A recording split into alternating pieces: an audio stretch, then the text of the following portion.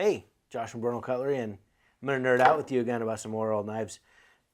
This is one of my favorite finds from a bunch of new old stock knives that we found in France, and I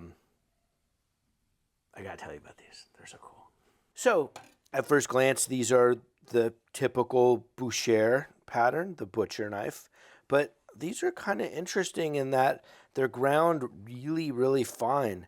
They are all nail going. I can bend the blade a little bit underneath my fingernail, and there's just a little bit of flex on the blade. You can see there's quite a bit of taper, so there's quite a bit of stiffness in this area. It's not at all a whippy feeling knife where it is flexing where you don't want it to. And I really strongly suspect that these were used by a lot of cooks as a little utility knife, as well as being made for butchers.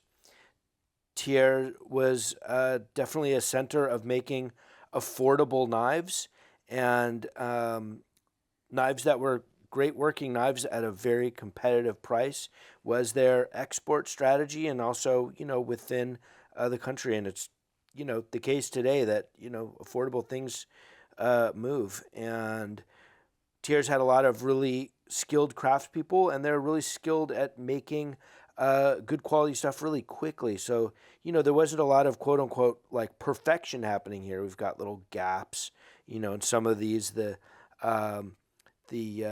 rivets are not ground flush and all that, but I don't think they gave a shit. And in using them, I don't either. It's really fabulous using this knife. This wouldn't be something that I would recommend using for hours on end in a professional environment, I don't think, because it's going to dull a little bit quickly maybe. But maybe it would be a great work knife. I'm not sure. I mean, there's one way to try.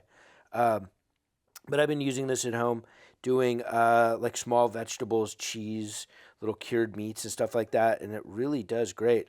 One thing that's a little bit unusual with this that you don't find in most bouchers is that the blade here in the heel is flush so that you can actually bring it all the way down to the cutting board. So this isn't high right here. This isn't going to interrupt the cutting of the heel going all the way down. So if you wanted to like do a little dicing with this, you can. The shape is not quite wide enough to do it for hours on end at all. One other cool thing about these that I really like seeing is the surface from the old stone grinding.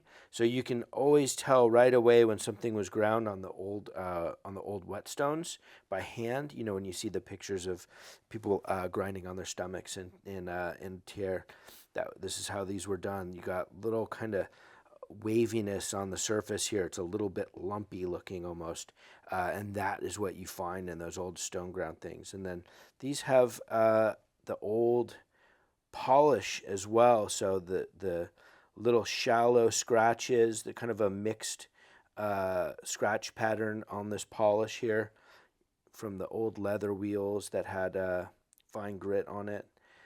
Always wonderful to see that old finish. So we haven't done anything on these pretty much except just clean off the wax that was on these.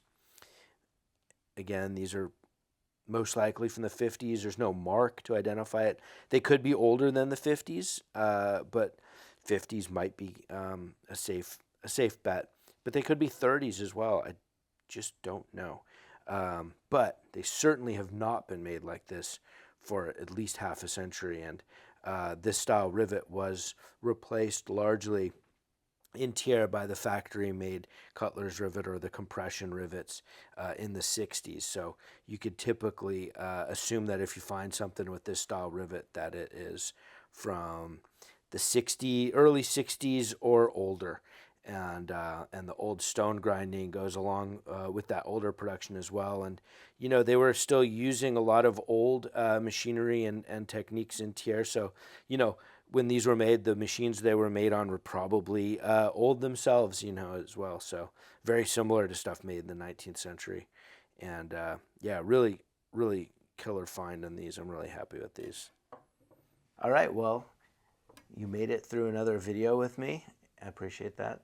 And check these out on our website, bernalcutlery.com, in the vintage section. This is the 5.5 inch fine Boucher. Thanks again.